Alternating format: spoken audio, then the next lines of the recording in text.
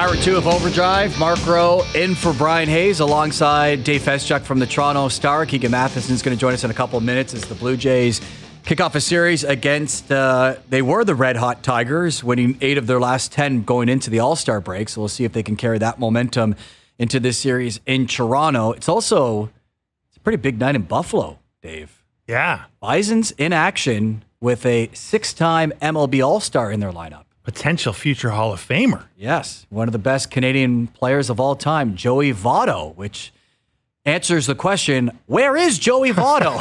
Everyone was asking. We can answer, he's in Buffalo. It's good to know that. We've been waiting for Joey Votto to reemerge after his one spring training at bat led to a crushing injury that kept him and then away from the game. He was in the crowd for a game, remember, really early in the season, and listen, who knows what you could expect from Joey Votto at this stage of his career, but given how the offense has been, why not, right, for Toronto? For sure. Try him out. Left-handed bat. He may not be able to hit, but he certainly knows hitting. Yeah. He certainly could, you have to be a de facto hitting coach? Is that what you're saying? That's what I'm saying. Yeah. This guy is a freaking scientist. Nobody has studied hitting in his generation more sort of studiously than Joey Votto, right? He is an absolute... He's an absolute savant when it comes to the intricacies of trying to put the cylindric bat on the round ball, and he's really good at it. So it can't hurt, right? There's a reason they took a flyer on him in spring training, right? Yeah. Because I think they hoped that his experience plus his love of the Blue Jays, being a Toronto native and a Etobicoke guy, would somehow add an element that they don't have in terms of veteran savvy and wisdom. And so maybe he's on the road back if he can. Well, didn't Vogelback essentially take his spot? And now, right. That didn't work out too well. No, it did not work out. Good clubhouse guy, I was told. Right. And good buddies with Kikuchi, who also. Important. It might not be so important after the trade deadline. No. If you're buddies with Kikuchi, because he might not be a Blue Jay. We'll see. But it's good for Joey Votto, who clearly still has a passion and a love for playing the game, because not only has he, outside of obviously winning a World Series, accomplished everything as an individual in the sport that you would want to and has made millions of dollars, but still wants to play. And to play, especially at a major league level, is a grind, regardless of what age you're at. So to say you still want to sign up for that is saying something about the character of Joey Votto. It certainly is. It certainly is. And we wish him all the best, but ultimately, the Jays probably are hoping he makes it up to the big club because they can use distractions. Because the only other storyline really worth pursuing is, what are the Jays going to do between now and July 30th? And we're getting a tweet from John Morosi that says, contrary to the conventional wisdom that the Blue Jays will only be offloading rentals, expiring contracts, a la the Yusei Kikuchi contract that you mentioned, according to Morosi, the Jays are going to consider trade offers for players under contract beyond this season, not merely expiring deals, and a strong contingent of scouts will be in Toronto tonight for this Chris Bassett, Jack Flaherty matchup. Does that mean Chris Bassett? Well, right? Because that obviously would have a lot of value, and even more value because of his contract. Right. He has, I believe, one more year left. Right. So that's maybe where you get something at the deadline. It's so tough to know even what you would get and to get full value at this time. Well, it's what they're trying to do. They're trying to do two things at once, right? They're trying to chase two rabbits, right? The proverbial very difficult thing to do. Those rabbits are fast, and good luck getting them both. But the two rabbits are, we probably should rebuild because our farm system is the pits, and we don't have any real prospects to speak of that are going to be the next in line to take over starting spots at the major league level. On the other hand, we got to fill the stadium, which was just renovated to the tune of $400 million, and we can't just abandon ship on being competitive in the here and now. So how do you balance those two things? That's the tricky part. Well, it's all over the place because their reports are they're going to be competitive, or at least the goal is to be competitive in 2025. Right, because you don't leak that we're not going to be competitive in 2025. That too. And that's obviously tied in with the business side of things as well.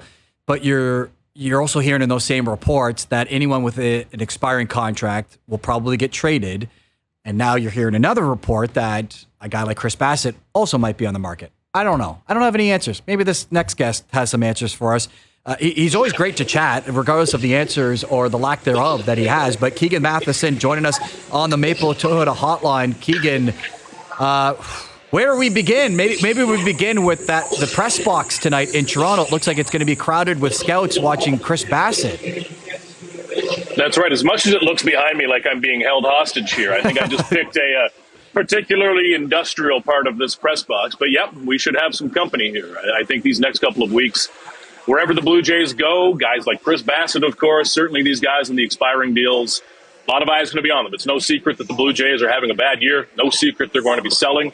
So you're going to hear a lot of eyes on it. I heard you guys coming off the top of a lot of reports around this team. The English language is always stretched to incredible ends at this time of year in a very interesting way. But it's going to be an interesting couple of weeks, fellas. So, Keegan, in the players that you deal with almost on a daily basis, which ones strike you the most in terms of being affected by, A, the disappointment of what this season has been for the Blue Jays, and also this trade deadline that could really either affect them individually or will certainly affect what the roster looks like post July 31st? Yeah, different guys deal with this in different ways, certainly. Now, you've got more veteran guys like a Kevin Gausman, for example. He's been DFA'd, for goodness sake. He knows how this league works. Chris Bassett has been around. But then there's somebody like Yusei Kikuchi going through this trade deadline talk. And he is one guy who a couple of weeks ago did not give the canned answer of I'm going to control what I can control. He said it's difficult. You're going out there with a lot on your mind right now. And that's something that's hard to relate to. He has his family here. He and his wife have a young boy in Toronto. They like the city. Suddenly are being uprooted and moved across the country. Now, that's a little easier to do when you're making $10 million. I'd be a little more amenable to it, of course, but still, it's a lot on your mind that's hard to relate to at this point. You're seeing the frustration start to seep out a little bit more. We haven't seen it as visually, as obviously as maybe I expected. Guys aren't breaking bats over their knees or beating up the Gatorade cooler yet. When we get into August and September, when these games might not mean much, I think that's when you'll see quite a bit of it, because these guys, especially Vladdy, Bichette, these were supposed to be the years that it was happening, that they were setting some sort of legacy here in Toronto with deep runs. And this has been the complete opposite of that. So I think you'll start to see that come out.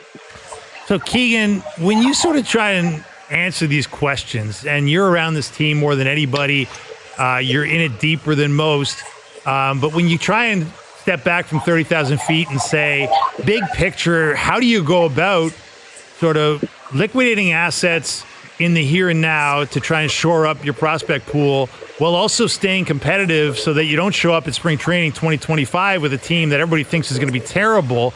Like, there's an art to that, and how do you think the Jays are going to try and proceed in executing that? It is an art form, and if you get caught in the middle, you are toast. I don't care what sport we're talking about. If you get caught in the middle, we saw it here for a long time in Toronto. Now, granted, that was a different wild card format, but when you get caught in the middle, you can be there for a lot of years. And when we talk about dealing expiring contracts for the Blue Jays next year, guys, you're talking about Yusei Kikuchi, Jimmy Garcia, Danny Jansen, a few more names. Are the Blue Jays going to get back a prospect that changes their future in those deals? I'm not sure. I'm not sure how exciting a deadline that will be. It gets a lot more interesting, and the upside increases significantly if you talk about dealing players who have control next year. Not just Vladdy and Bo, but Chris Bassett, Chad Green, I think is an interesting one.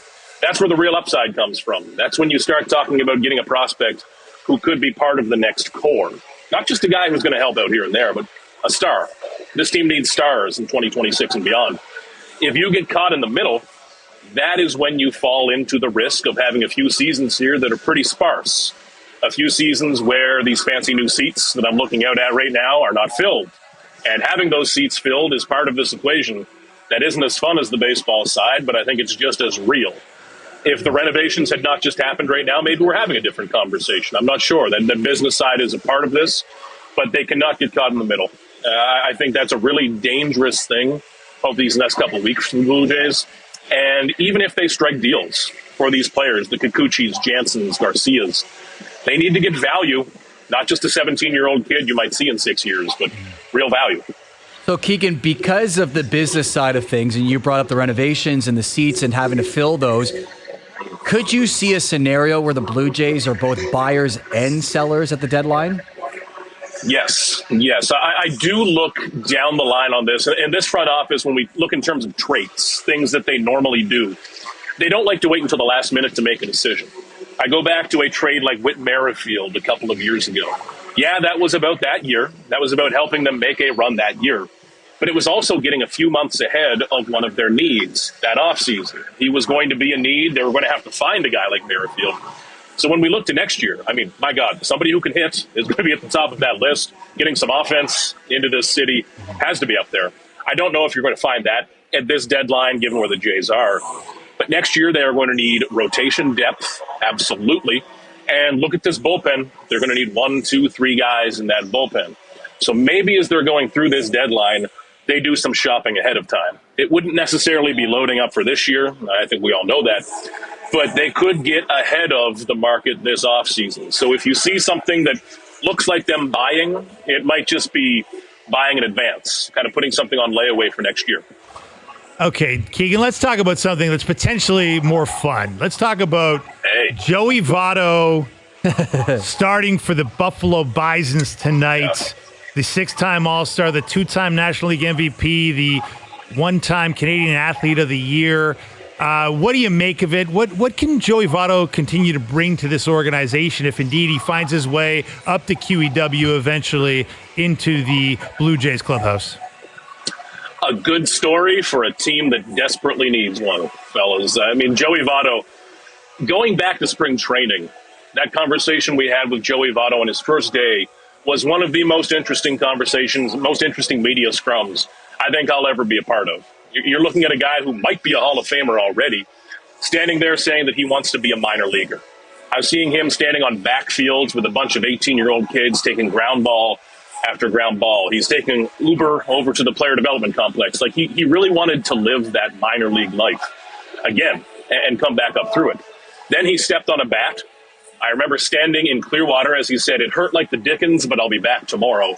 And that was like 120 tomorrows ago. It's been a long time, guys. So he's back now. He's in Buffalo. At this point, is he going to improve this roster right now? When you look at it, I'm not sure where that would happen. But more realistically, I think we're looking into August, into September. If it's very clear, and it kind of already is, that this team is not going to be competing for a wild card spot, postseason, anything like that, it's a pretty good story. You can lean into the Canadianity of it all, bring him up for that stretch run, see what he has still got. You know, he has worked through this, played a lot of games down in Dunedin, a little longer than I thought, frankly, for Joey Votto. He wants to make an honest run at this. He wants to play some games for the Blue Jays, and this is a team that has not had many feel-good stories this year. I think they take that tap-in putt later this year if they've got it. Well, Keegan, the guy who plays his position with the big club is Vladimir Guerrero Jr., and coming into tonight's game, he's batting .280. He's got an OPS of .815. A lot of his numbers kind of reflect what his career average, if you take away the close to winning an MVP season in 2021 is. Yeah. Has that kind of helped everyone know what his value is as he goes and gets that next contract? Yeah, this is closer to, I think, who he is in terms of quality guys, but also style of hitter. I think that 2021 season made a lot of people believe, rightfully so, me included, that he was going to be that 40-plus home run bat every single year. Well, maybe he is, sticking with who we were just talking about, frankly, maybe he's more of a Joey Votto style of hitter. Not a Hall of Fame caliber, let's not get there, but that style of hitter, where he's getting on base at a 380, 390 clip at his peak. And he's hitting those 25 home runs. It's not what you wanted to hear a few years ago. It's not what we all dreamed of when we saw Vladdy as a prospect. I don't think I will ever see something like Vladdy as a prospect again. But he's a different style of hitter than I think we cast him as originally.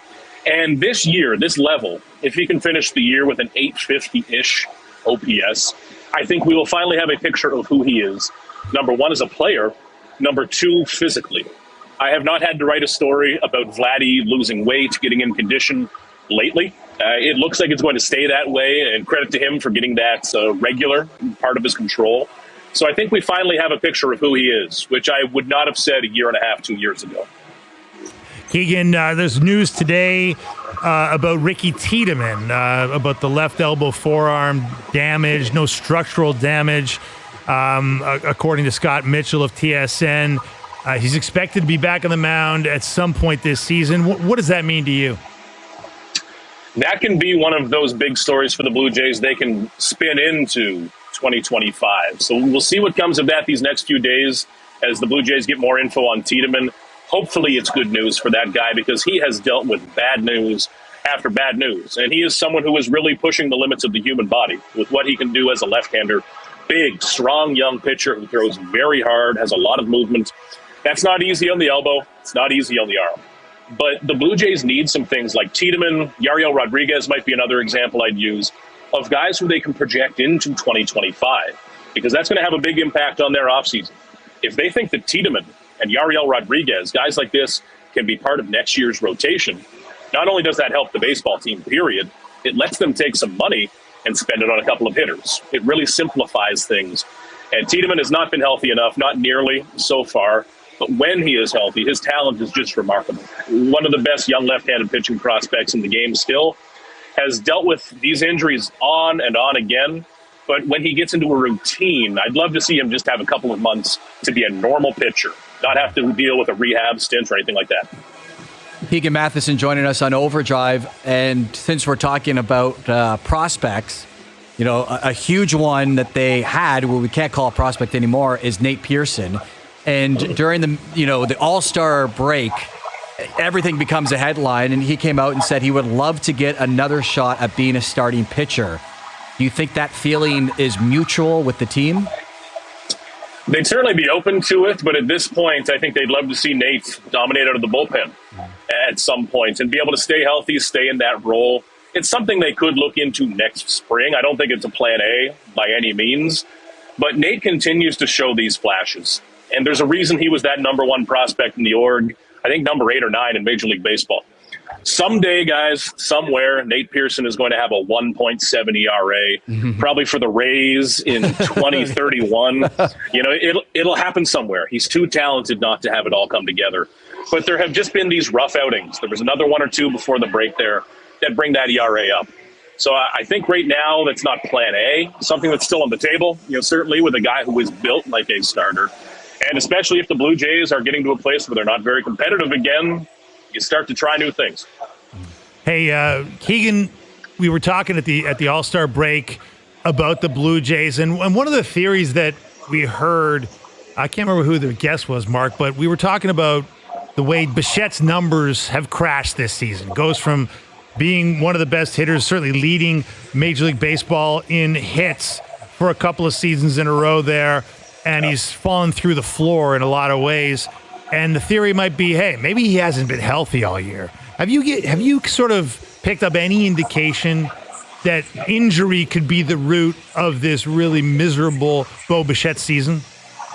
I'm curious about that myself. And I don't have any further reason to believe beyond what we know with those calf injuries.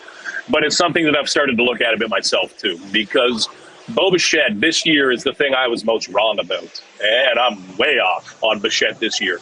I thought he would get MVP votes, back-end MVP votes this year. He is that good, and being around him all spring, all afternoon before every one of these games down here, seeing how he runs his baseball life, I was very high on Bo Bichette coming into this year. And it has not happened whatsoever. So when you start to see injuries pile up in the same area of the body, whether it's lower body, a certain leg, with Bo dealing with above the knee last year, now the calf muscle, you do start to look in that direction when it piles up over and over. Bo is also a guy that uses his entire body. I mean, every muscle in that guy's body is part of that swing. So you need everything to be healthy at the same time. It's at this point, I've been so surprised it has not turned around. So you do start to look for reasons like that. And I'll be interested to see, maybe not right after the season, but maybe coming into next camp, if he says that there has been a bit he's been dealing with. Well, Keegan, with all those scouts there, hope you have some elbow room. I hope the press box is serving a good dinner tonight, and hopefully you get a good ball game between the Blue Jays and the Tigers. Hey, you got it, guys. I appreciate it. Awesome stuff. Keegan, appreciate you joining us. Keegan Matheson joining us on the Maple Toyota hotline. Check out Maple Toyota's huge truck and SUV lineup, including Tundra, 4Runner, Highlander, and Grand Highlander, in stock and ready to deliver. Visit mapletoyota.com. A lot to get to. Yeah, I mean, it's for a very mediocre team. There's a lot of meat on the bone, isn't there? There's just so many questions that loom, right? Like, it's just, I think this is one of the toughest front office moments, right? When you don't have a clear direction, when there's no easy path. It's tough. It's tough when, and you know, it's a great thing that they were able to spend money on the stadium, because that was one of, even when the team is good, it's like, but you know, could we not have a cool ballpark that's probably about as cool as it's ever going to get in a big concrete dome? And then you have to pay for it. And the best way to pay for it is a successful team that plays in the playoffs, that fills the ballpark, that gets extra dates in October. So it's really, the timing is so tough, and you know, the trajectory of this organization was not to be tearing things down at this point. Now you can blame the front office on some things that they've done and didn't improve the team enough in the offseason. Oh, you sure can. You can't blame. Sure can. You can't blame them on Bo Bichette. You know, like Keegan, as he pointed out, nobody saw him being as bad as he was. So there's one element to it.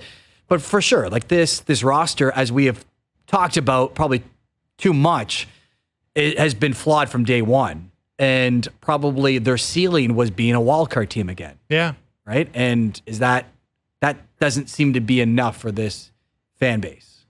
No, it shouldn't be. And yeah, it shouldn't be. Like, the standards should be higher than that. They're spending real money. They're spending top 10 payroll money.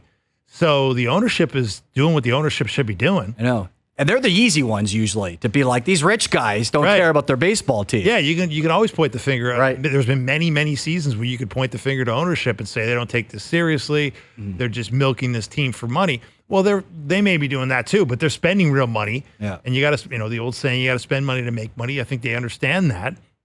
But you're not going to make the kind of money they're hoping to make if the team's not performing, to your point, and you can't charge, premium prices for playoff tickets and all the rest of it. And you can't fill the building in July, August, September. Right, which we really haven't seen yet, right? Like the attendance, there's some nights where it's not great. Still pretty good, though. It has not been a huge story yet. No. I'm wondering, what does it look like after the deadline? And more often you see it the next year because season tickets. Well, and we know the story is they've asked season ticket holders to renew before the trade deadline. Yeah. Which, you might say is a bit of a dastardly tactic, maybe more than a bit of a dastardly tactic, given the fact that people want to see what they're going to do at the trade deadline, maybe before they plunk down their hard-earned money on tickets that have, been jacked in recent years, thanks to the renovation in part, and thanks to just inflation in general, and just all the money that's in this town that has allowed prices to be what they are. But look, this is, I don't envy these guys that are running this team, but I am not excusing them because they put themselves in this position, and now they got to figure a way out of it. And in contrast, I don't know, you might know the price tag on what they're spending on Scotiabank Arena, but MLSE does not have that issue where they're putting that money into the arena, and the Leafs can do whatever they want on the ice. Let's hope that they're competitive, but they're going to fill that building, and the Raptors do a pretty good job filling that building, regardless of the product. It seems. Yeah, they did a pretty good job this past year. Now they were competitive for a solid 8 years there. If this ends up being a repeat of last year moving forward for a couple of years, 25 wins, it gets tougher. It'll get a lot tougher. Yeah. And then, but they're putting $300+ million into it. Okay, so that's the number, right? So it's the reimagination project, they're calling it. The reimagination project. I like that. Yeah. I hope there's a banner. Keith Pelly has come on board. It's the plans were in the works long before Keith Pelly got in the door there as the new CEO, but he's excited about it. They believe it's going to make the arena a lot better. I believe it'll make the arena a lot more expensive. Yes. So look, and frankly, most people that pay for these seats aren't paying out of their own pocket. These are corporate seats, and that's just the way this town is run when it comes to pro sports. But yeah, you're right. Like the Leafs have never failed to sell the place out, and Masai Ujiri kind of shrugged. We asked him about it. Somebody asked him about it at his season-ending press conference and said, hey, how do you feel about raising season ticket prices or ticket prices in general after 25 wins? And he just kind of shrugged and said, sometimes I feel bad for the fans, but that's just the way business is done. Right. And it's funny because going back to the Blue Jays and the renovations, they did the 2 phases. And the first phase was very much for lack of better terms, the common Blue Jay fan. Right. And all the cool things you can now do in the 500 level or in the outfield, or how you can, you're right on top of the bullpen, sitting essentially at a bar with a bunch of your friends. The second one is the people that are sitting in those seats, as you point out, probably aren't using their own money to sit in those seats. Some of them are, Oh, yeah, definitely there's individuals. But there's a lot of corporate dollars that, their companies giving out those seats. And I wonder if they have a little more assurance to know, well, the corporate dollars will always be there because it's a corporate town. And it's that first phase of fans that they're the first ones that are going to go, because why are they going to spend $100 on a ticket to go watch a mediocre team? Right. And you can get $15 beers at a lot of places, right? You can, unfortunately. Yeah, in this town, yes, you can. So you're right. They did turn the place into a party spot, and it's about kind of creating hangovers more than it's about creating playoff winners right now. Yeah. The beers maybe in Buffalo are cheaper to watch Joey Votto tonight. Very reasonable. You're from the area. I've been down there many times. Yeah. I love minor league baseball. Yeah, it's a nice stadium. It's a great stadium. So it's in the aftermath of the St. Catharines Blue Jays leaving town, whenever that was. That was gut-wrenching. Yes. My grandfather was a season ticket holder. I went to a lot of those games. I covered the St. Catharines Blue Jays occasionally during my early days as a Cub reporter at the Standard in St. Catharines. So, is that single A? It was single A, the New York Penn League back then. But they had some good players come through there. Doug Otto played there. Okay. They had some really good prospects roll through that. They had a team, and Ottawa had a AAA team, and you saw them a little bit more. It's unfortunate for... Yeah, Canada's kind of lost. They still got the Vancouver franchise out there, but Canada did lose. Minor league baseball in general has been... It's shrunk, has it not, since COVID? Yeah, they've reorganized minor league baseball, and a lot of the smaller towns that had teams don't have them anymore. Yeah.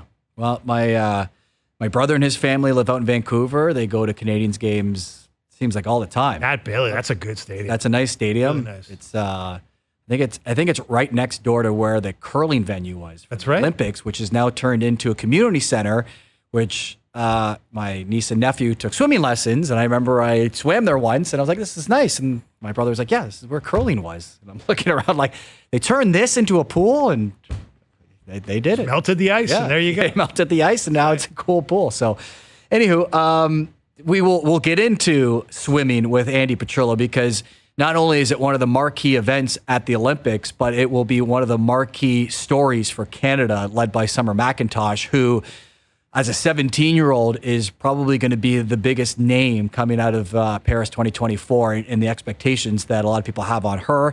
She's going to kick off the 6 o'clock hour. The men's basketball team just defeated France in, is this their last pre-tournament game? Do you know? I'm not sure. Okay, it's one of their last. Got to be one of them. So we'll get your thoughts on that. That's all coming up. Plus, Milt Stiegel at 6:30 as the CFL season continues tonight with Edmonton and Ottawa. Hamilton and Toronto will also be playing this weekend, so we'll get his thoughts on that as Overdrive continues on TSN 1050 and also up on TSN 4. Mailed In Fridays is brought to you by Boston Pizza, Canada's favorite sports bar. BP is serving fish bowls and ice-cold pints on the patio all summer long, so grab your sunscreen and let's have ourselves a weekend. The Boston Pizza patio is calling. It is perfect weather to be out on a patio tonight. We thought it was going to be perfect weather for Joey Votto to make his Buffalo Bisons You were debut. crushed. You were we just went to break, and the sound effect that you went, crap, and I thought, did we make a mistake? What happened? Votto's out of the lineup now. How about that? I was kind of excited. Yeah. I was watching the coverage. He took infield. He did a press conference on the field, a press scrum with the reporters in Buffalo on the field. And then suddenly he went back into the dugout, according to some of the guys who were down there, and they announced he's scratched. Well, we can't have nice things this season. I guess not. So the road back to the majors is taking a little bit of a detour. We'll see if he's back playing for the Buffalo Bisons tomorrow, I guess. Well, they've had a tough day. Apparently, their manager won't be at the game for an IT outage related travel problem. Oh no! So it's not just Kyle Opozo's Stanley Cup day, which got canceled because the Cup.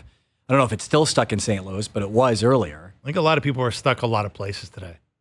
Watching the news today, like there's few places you like that are worse than being in a crowded airport, and I'm sure getting no answers. No answers because the computer system's not working. And what is the rep at Air Canada or Porter or Delta? What do they know? What are they going to do about it? Right, and what are they going to do about it? But it's there's nowhere to get information. Yeah, because the information technology is not working. I'm hosting our MLS coverage tomorrow night. All right. It's TFC in Montreal, and we were on a conference call with John Herdman, and he was on his way to the airport to fly to Montreal. And I said, well, I hope it's not delayed. And I don't know if he was just practicing, he didn't see the news or what, but he was like, why? Oh, this global outage. He's like, I don't know anything about that. I'm like, all right, carry on. Just forget what I said. The last thing you need, John Herdman, is more bad news. That's right. They've got a tough year. I don't want to be the bearer of bad news here. Hopefully they got to Montreal on time. Yeah, let's hope. For your sake, you're doing the game. Well, that too, and for them, and just the logistics of it. Like we haven't heard about any teams being delayed, and maybe flying private, flying charter. Maybe you're immune to this whole issue, but there's a lot of people on a weekend trying to get places. And like, have you flown through Atlanta? Many times. Okay. Well, there's some shots of Atlanta. Yeah. I don't want anything to do with that. It was a lot of people in a big piece of like a big hallway. I mean, that's a chaotic airport at the best of times. Yeah. Everything's on time. Everything's running well. There's no weather. It's just a crazy place. Yeah. And maybe people going to the Olympics right now. I bet a lot of people are going to the Olympics right now. This week out. Like this is when you'd be going, right? This is the day you'd be going, or one of them. So yeah, there's a lot of travel going on. But anyway, poor Joey Votto, that 40-year-old body, it ain't cooperating apparently. They haven't. I mean, the Bisons haven't said why he's not playing yet. They just said he's out of the lineup. No bats were involved in this. I don't know. He tripped on a bat in spring training. Maybe it was a banana peel today. I don't know. Who knows? Oh, no. Who knows what it was? Chicken wing. It's Buffalo, right? So there you go. Yeah, I don't know. I don't know. Chicken wing related injury. Bad joke. But Canada is already in France, the men's basketball team, that is, and they defeated France in their second last pre-tournament game. They will take on Puerto Rico, and then it's the real deal where they take on Greece, they will take on Australia, and then they'll take on Spain. Who's the best team in that group that Canada will face? Throw the rankings to aside because I think it's Spain that's the top ranked team. Yeah. But Spain's probably Spain's the best basketball nation. Yes. Right. Historically. And even when they don't have the all-star names, they don't have that golden generation is gone now. The Gasols made their Olympic swan song in Tokyo. I was at that game. They played the States and they were done, and they announced their retirement from Olympic basketball. They didn't play. They were role players at that point, both Pau and Mark. So they don't have that generation of guys anymore. Rudy Fernandez is the only real link. Mm-hmm. And there's just a lot of Euro pros on this team but we saw it at the World Cup. Like Canada needed, a big shot from Dylan Brooks down the stretch to beat them. Yeah. They're going to play really fundamentally sound, hard to play against basketball, right? They know the FIBA game better than the Canadian guys know the FIBA game because they've played it since they were teenagers. They've played together for an awfully long time in a way that some of the Canadian guys can say they have, and most of the Canadian guys can say they haven't. So to me, as much as they don't have Giannis, Greece has got Giannis. Australia's probably got a more imposing roster in terms of NBA quality guys, but Spain's probably the one that scares you the most because they're Spain. Yeah. And, we saw Shai Gilgeous-Alexander do today, and again, it's a pre-tournament game, but what he did during the NBA season and why so many people have faith that Canada can have success, he can be the best player on the floor.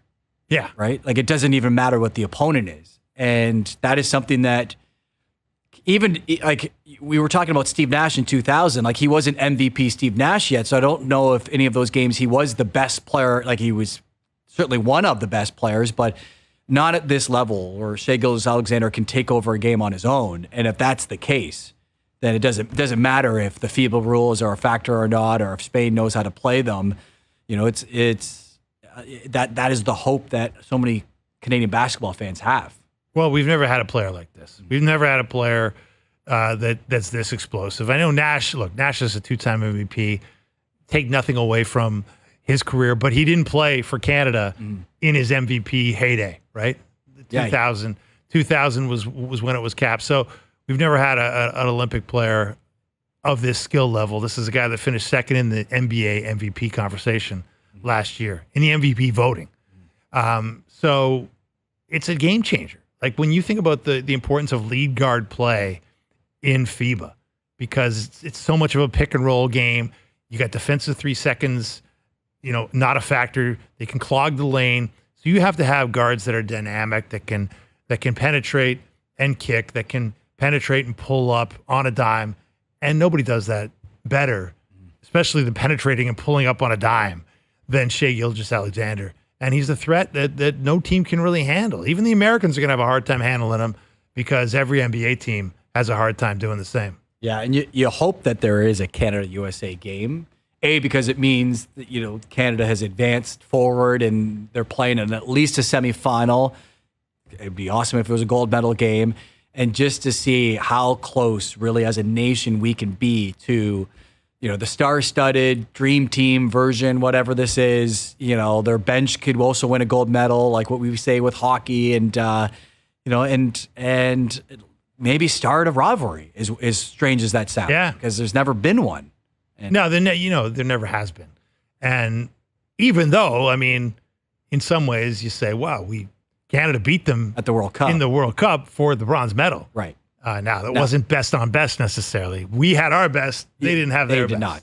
It was best on not so good. Yeah. Still NBA players, but not the best ones.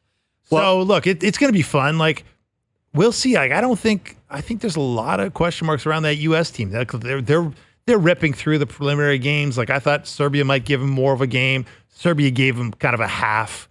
With Jokic posed him some problems in the early part of the game, but Jokic was not surrounded by the kind of shooting he needs to be surrounded by. Serbia shot really poorly in that game the other day, and I watched most of it, and Serbia was just terrible from 3-point range. You can't win a FIBA game. Yeah, he needs this guy from 3-point range. He needs this guy Jamal Murray. Well, there you go. Yeah, exactly. Who did not play today? If you're just and Serbia didn't have Bogdanovic either, who's their best guard. So, but you're right, Jamal Murray's availability is a huge factor for me because I still think Canada in really tight games, when it gets to those really physical, defensively stout FIBA games, you're going to need people making shots. And he would be, alongside Shai, he's like 1A on the guy you want to make him.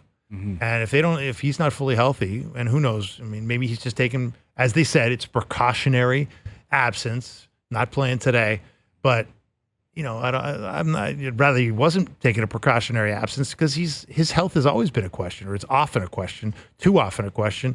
And you do wonder about the way NBA teams would rather these guys not play, especially when they got questionable health situations. We've seen Andrew Wiggins already pull the shoot. I'm not saying, I expect Jamal Murray to play, and I expect that Canada's going to need him. Yeah, for sure. Like you said, you're going to need guys to hit shots, and Dylan Brooks is going to be a really good player for this team, but you can't go in thinking he's going to hit those same shots that he hit at the World Cup like that. Well, you hope he does because he was unbelievable. He was, but you know what I mean? Like your structure of the team, it's kind of like the Blue Jays where you're like, don't worry, everyone's going to improve, okay? Dave Feschuk, who hit 230, he's definitely got 270 in him this season. Oh, sorry, nothing Coach. to see here. I'm more of a 170 guy. But you're right though. It's hugely important that they get fully healthy guard play from both those guys because those are the guys that change it for us, right? We go from being another team to being by far the second best team. Yeah. If Murray and Shai are on, like nobody has what we have, what Canada has. Well, men's basketball it usually is, but more so this time around in Canada, a premier event at Paris 2024. Andy Petrillo will be hosting CBC's primetime coverage. Our good friend's going to be joining us to kick off the 6 o'clock hour. Coming up next, I think Doogie wants me to play a soundbite of Alex Ovechkin, and I think he wants to know, is this technically tampering? Okay. That's coming up. OverDrive, TSN 1050 and on TSN 4.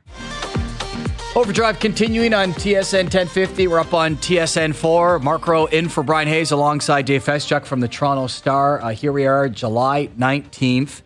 And I don't think we've really talked at all about anything to do with hockey until now. I thought we might get through 3 hours without talking about it, but there was a clip that our fearless leader, Doogie, he found this clip of Alex Ovechkin, and it seems like he's trying to recruit a certain superstar that he's been in tandem against throughout his career.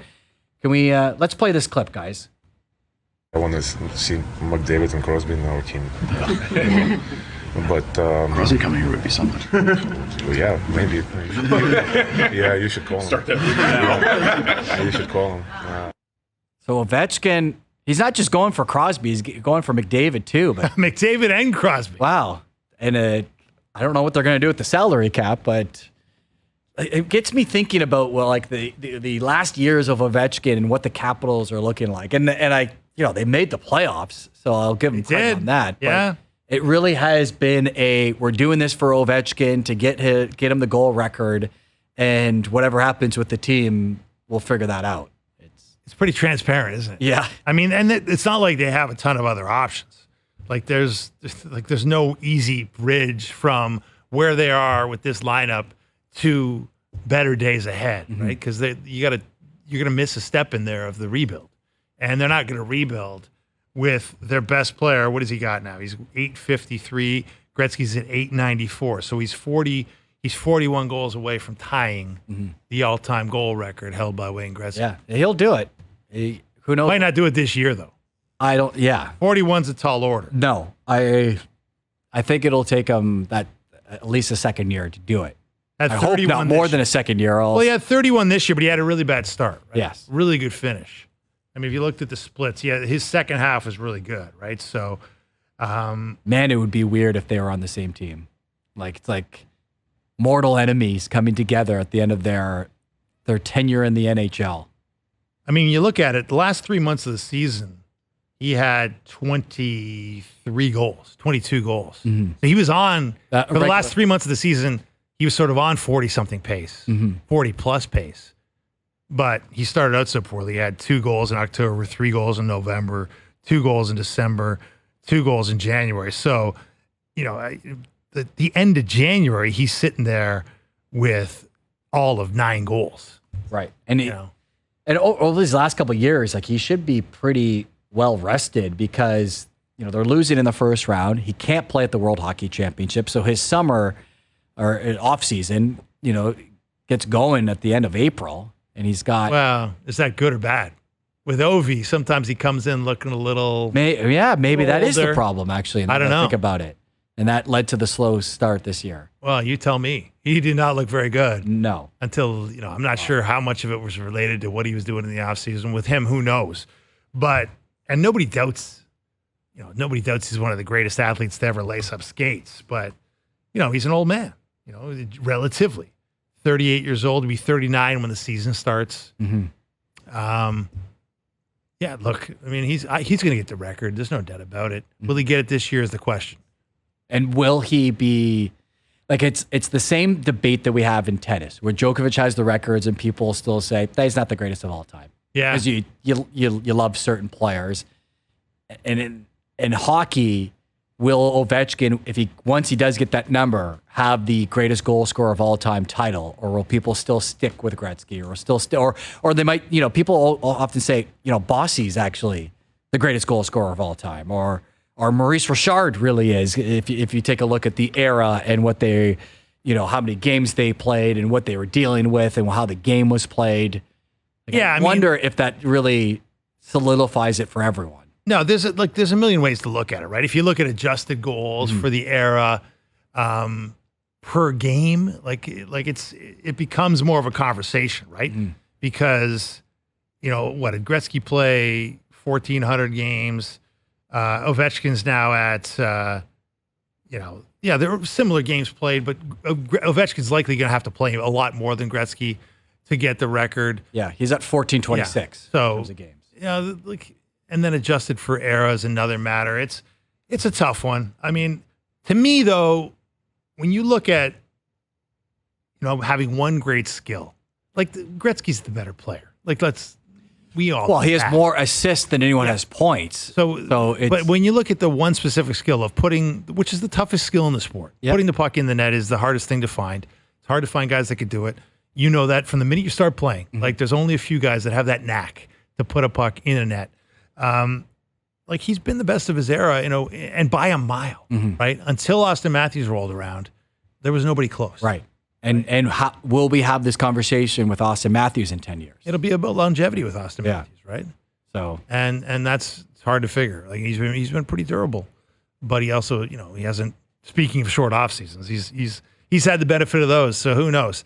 But it's going to be a fun year for Ovi. I think that's enough to sustain the interest in Washington. He's been that franchise since he walked in the door in 2005, right? Yeah. 20 years of Ovi. You know who could talk some hockey, but we won't get her to talk hockey? Is Andy Petrillo. Oh, yeah. Because she's... Maybe some field hockey? Maybe. That's summer sport. The host of CBC's Olympic Primetime Show, plus Milt Stiegel at 6:30 as Week 7 kicks off in the Canadian Football League. OverDrive continuing on TSN 1050. We'll also be switching over to TSN Plus.